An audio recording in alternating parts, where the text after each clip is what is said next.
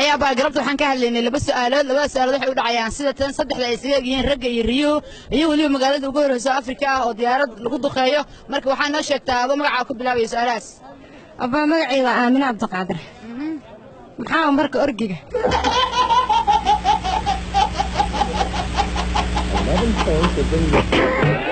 maya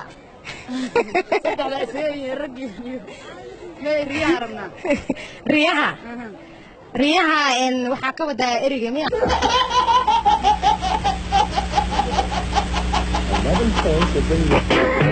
adiga eriga waxa garasada noo sheeg haye marka ii gabdhaha maxaa isku diray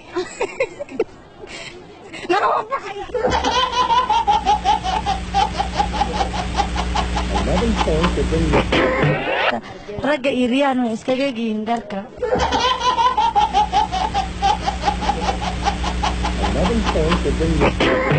kusoo dhawow barnaamijka codka shacabka Kalson TV galabta laba su'aalood ayaan weydiinayna dhalinyarada labada su'aalood waxay u dhacayaan sida tan saddexda ay isaga yihiin ragga iyo riyaha iyo waliba magaalada ugu horeysa Afrika oo diyaarad lagu duqeeyo adoo magaca ku bilaabaya waan dhawahay bismillaahir rahmaanir rahiim magacayga waa Maxamed waaye